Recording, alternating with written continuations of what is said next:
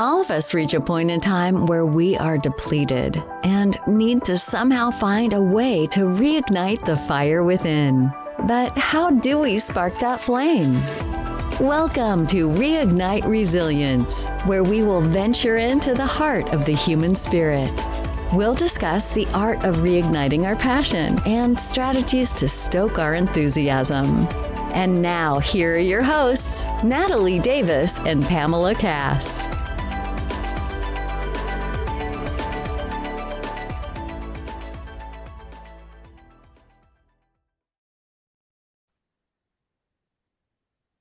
Welcome back to another episode of Reignite Resilience. I am your co-host, Natalie Davis, and I am so excited to be back with you all. And of course, joining us is your co-host, Pam Cass. Hello, Pam. How are you today? I am fantastic. It's Friday, which we haven't done a recording on a Friday in a while. So end of the week and the start of a very challenging weekend for me, which I am embracing and prepping for. Well, you can't speak that over yourself. You got to kind of embrace it a little bit different. It's a different weekend. Tell our listeners what you're doing this weekend first before we dive in. I am going to be doing a silent retreat. And so from 3 o'clock today until 7 o'clock on Sunday, I cannot have any technology, no internet. I cannot do any chores. It's just sitting in silence and meditation. I might burst into flames. I don't know. I'm literally I have never been in a space where I just sat still. I'm always doing something, always doing something. So it's going to be challenging, and I'm looking forward to seeing what revelations happen this weekend. I'm sure you're going to get a ton of downloads. And here's the great part for our listeners. We're recording following the retreat as well, a few days after. Yes. So we'll give her some time to go through the experience, download and decompress, and then come back and share. But good on you. So it's not going to be a challenging weekend. It's a different structure. It's going to be something I've never done ever in my life. Exactly. Other than when I'm sleeping, which I don't think that counts. No, it does not count. No, it doesn't count. No, I can't wait to dive into it. And we may schedule a whole different recording time so that we can talk about your experience and everything that you go through, because I think that might not be a bad idea, because in today's world where we are bombarded constantly with technology and notifications, and we're always busy doing stuff constantly, I think it might be something that people are interested in. 100%. And I don't think you have to do it through a company like I'm doing it through. I think you could just, do this on your own. Exactly. I feel like the notifications piece would be the part that I would embrace and enjoy. And people that know me or have sat in on sessions, I am a non-notification person. I don't usually have notifications on my devices. One, because it gives me a little bit of anxiety. But our company utilizes Slack for internal communication, and I just downloaded that to my computer today. And the dings that were going off, and I'm like, oh, this is not going to work for me. This is not. Yes, I'm familiar with Slack. Yes. Oh my gosh. Well, we have an amazing guest, a special guest that's joining us today. So Pam, why don't you tell our listeners who's joining us, and then we will dive in to learning more about their story. I love it. So today we have somebody that Natalie knows from her blast from her past. So we have Marilyn Dogan. I hope I said that right. You did. She has a diverse career spanning the federal government and small business sectors. In 2024, she completed the Excellence in Government Fellowship and currently supervises 250 construction analysts as a supervisor and production manager for the Damage Verification Center. Marilyn has a history of leadership, including serving as officer in charge during the Hurricane Irma and Maria recovery efforts in the U.S. Virgin Islands. She also chairs the SBA's Women's Employee Resource Group. Previously, she served as an executive director and program director for the YMCA, created programs like Smooth Talkers, and represented the YMCA of the USA in London. Marilyn has also worked as vice president of operations for a family-owned food truck business. She holds a degree from Texas Southern University, where she competed in debate. In her personal life, Marilyn cherishes her large family that consists of 4 children, 17 grandchildren, and 6 great-grandchildren. She enjoys writing poetry and serving as a life coach. Wow, that's a lot. That's incredible. Welcome. Thank- We're so honored to have you. I'm honored to be here. Yeah. Thank you. Natalie, Thank you. I know. So, just for our listeners to give everyone context and background. So, Marilyn, I think it's been 30 years now that I've known you. So it's hard to Or, even say yes, that. or maybe longer, right? Or longer, exactly. So one of my high school best friends, you are the mother of, and so we were actually reconnected through Chris. He connected with me and said, I think my mom's story would be a great story because there are people that are in a season of life that are experiencing similar changes and trying to navigate what the next season / chapter of life looks like. And then I saw your story and I thought, Marilyn has a bigger story to share. Pam shared huge accomplishments that you've done from a professional standpoint, but you've also gone through quite a journey from a personal standpoint. But first of all, before we dive into it, welcome to the show. Thank you. It's my honor to be here. And Pamela, thank you so much for that wonderful, absolutely wonderful introduction. I do have to say, I recently retired too, and I'm transitioning into a new line of work as you know. wow. So anyways, We can't wait to hear about it. Yes, I I definitely want to hear about that piece. I want to Yes. hear about that piece. But Yeah. Before we dive into the professional piece, Marilyn, I'd love to start on the personal side, because your story, you started out leaving home at a young age. Very young. Mhm. Yes, tell us a little bit about that Yeah, journey.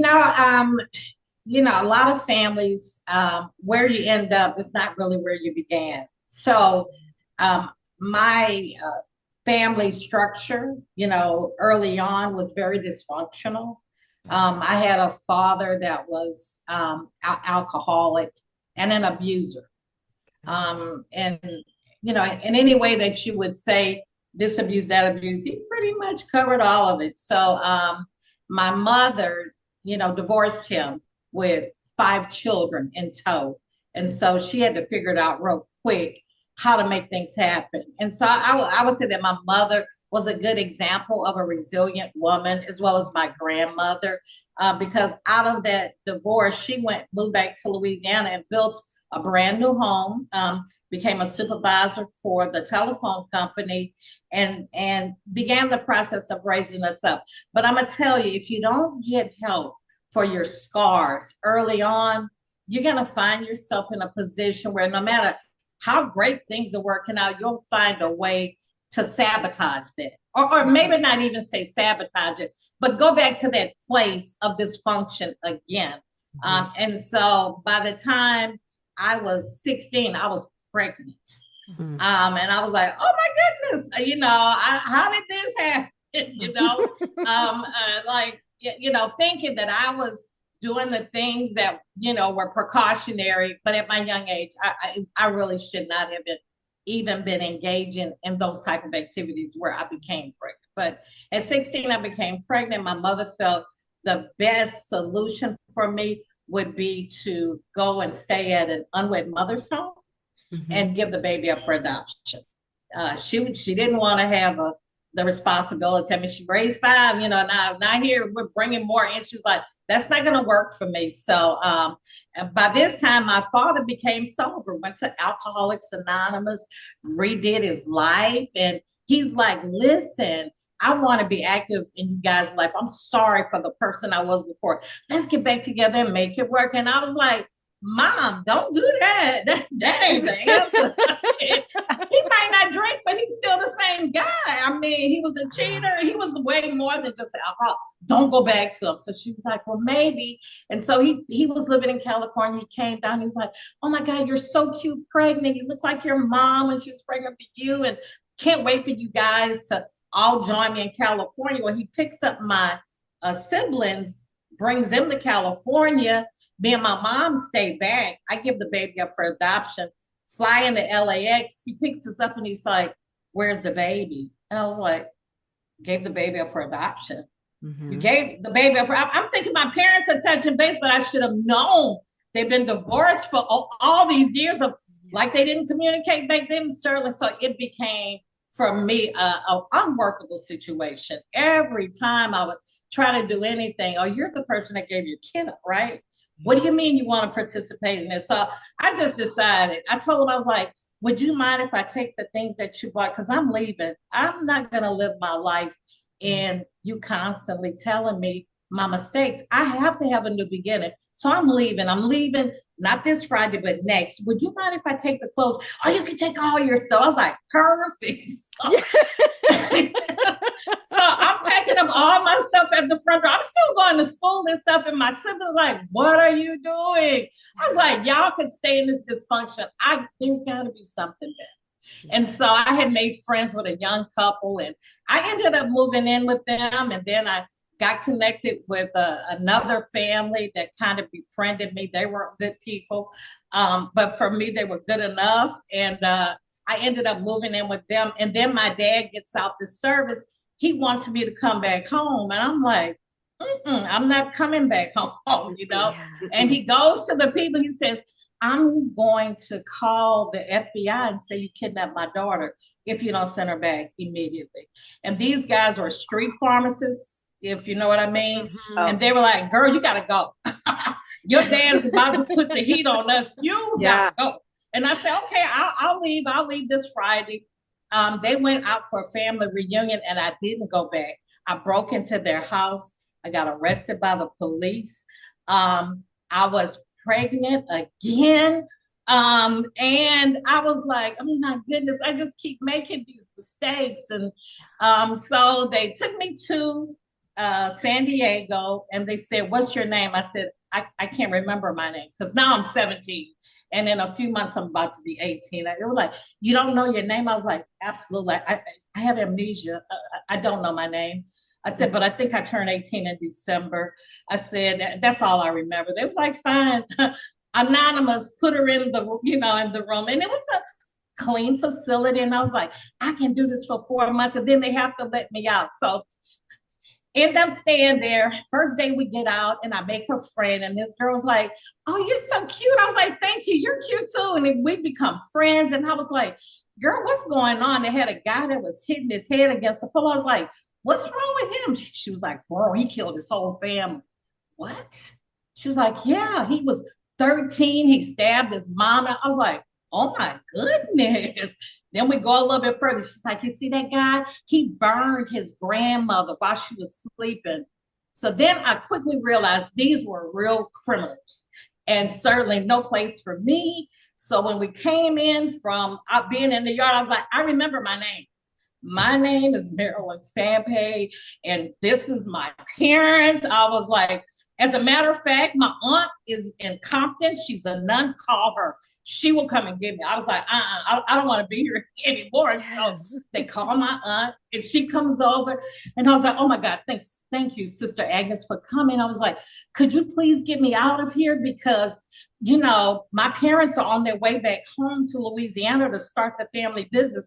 I need to be out of here. She was like, oh no, we don't take in wayward teenagers at the convent. She was like, you'll just have to wait until your parents get in touch with you.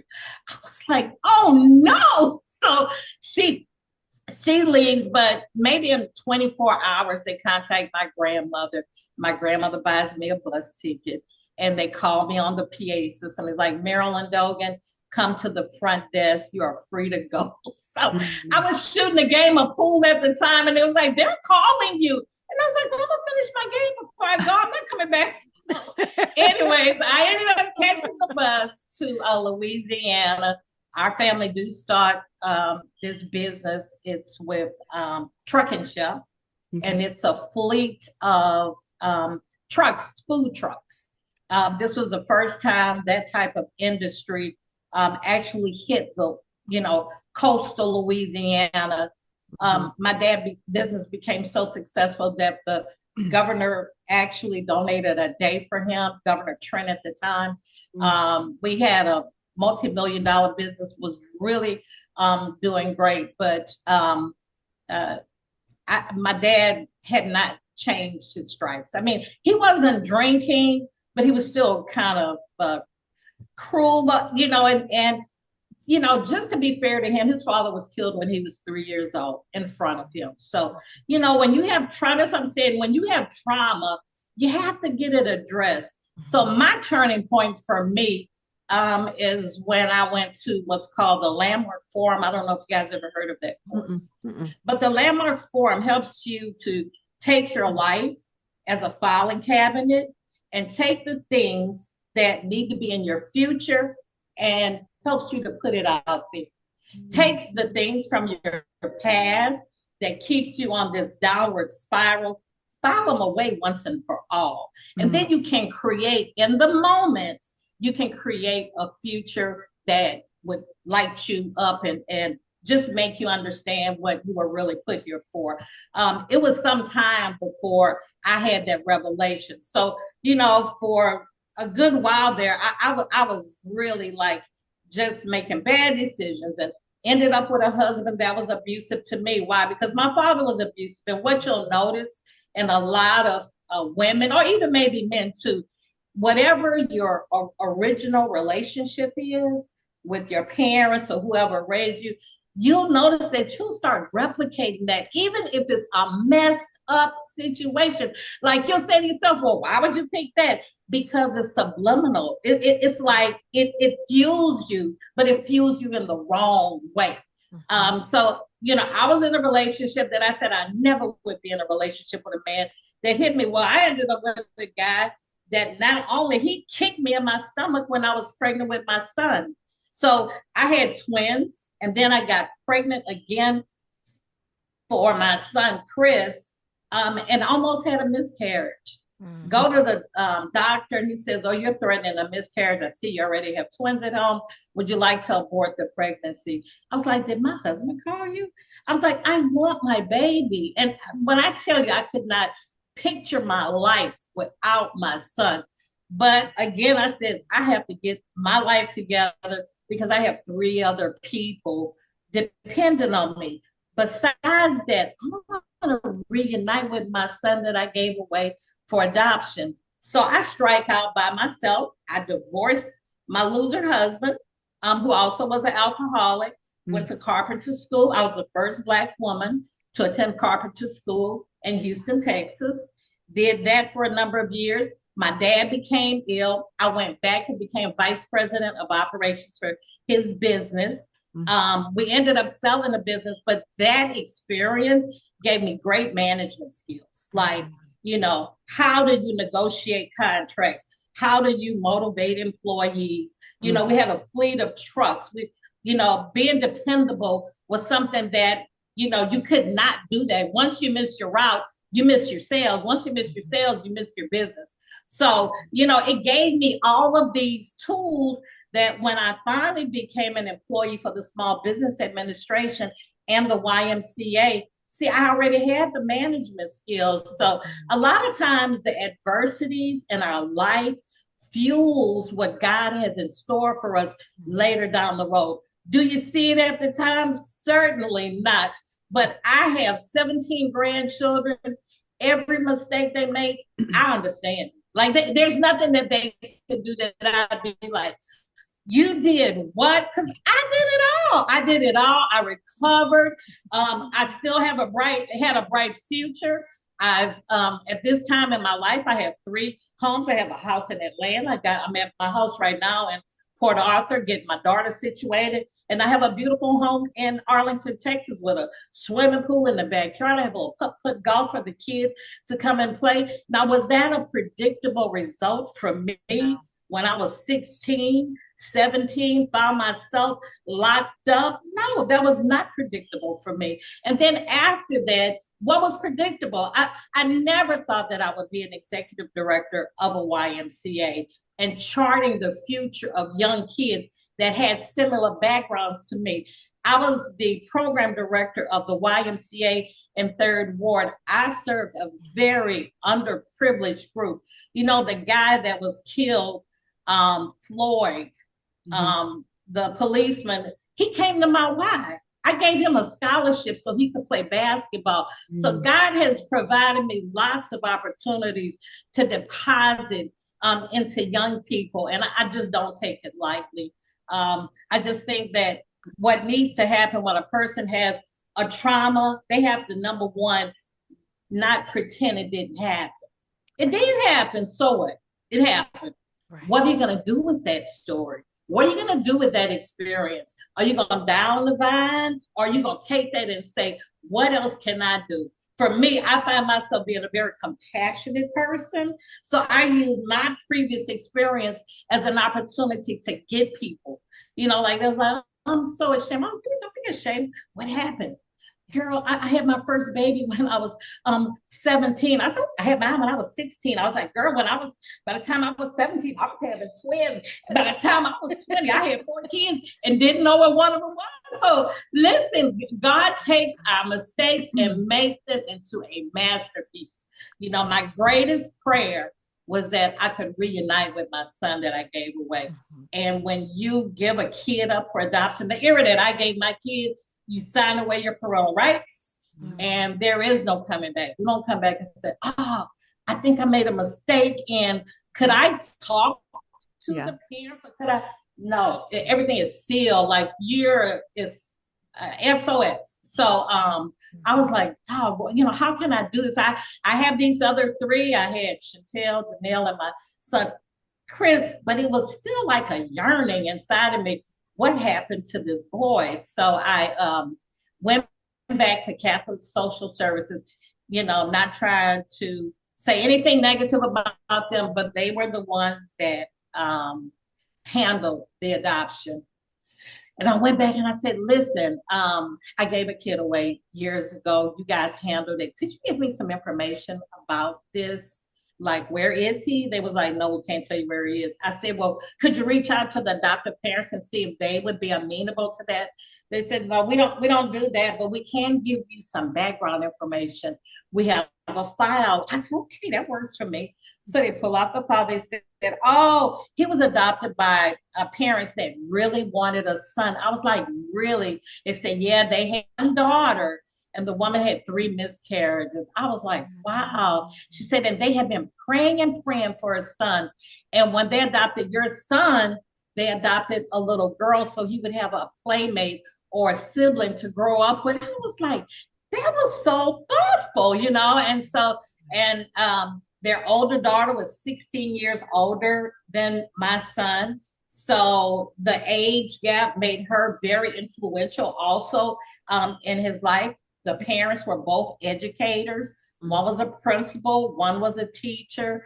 And, you know, they said he's having a great life. So that satisfied me for a couple of years. But then I was like, but I just would like to see a picture. What's the harm? Can I see a picture? So I go back and ask for more information. And by this time I said, if they don't give me the information, I'm gonna do like Charlie's Angels. I don't know if y'all remember that show where they would do these little missions and break into people's houses and stuff.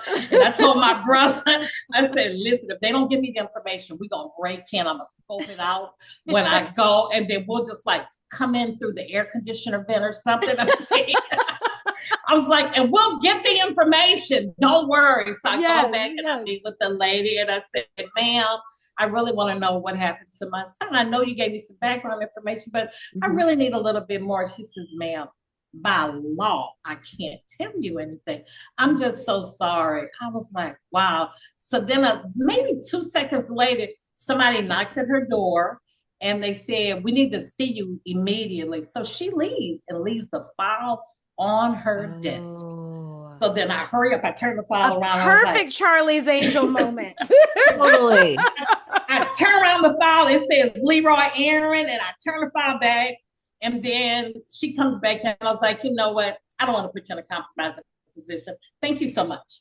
So I go back to the unwed mother's home, and I said, Miss Esprey, can you give me any information about my child? She says, forget you ever had a child. She was like, move on, have more kids, and just pull yourself up and forget about that. She said, nice people in New Orleans adopted your son. And my understanding is that he's doing great. So I said, okay, thank you. I immediately went home, called information for Leroy Aaron in New Orleans. And they said, we don't have a Leroy Aaron, but we have one Aaron. I was like, oh, give me that number. So dial the number. It's like, hello, may I speak to Leroy Aaron? And he was like, ain't no Leroy Aaron here. Click. And I was like, God, I've been praying to you for years to get a final breakthrough. And when I get a breakthrough, the man hangs up in my face. Miss Esprit is not going to give me more information. The people at Catholic Social Services pretty much told me it's a dead end. I was like, now what am I supposed to do?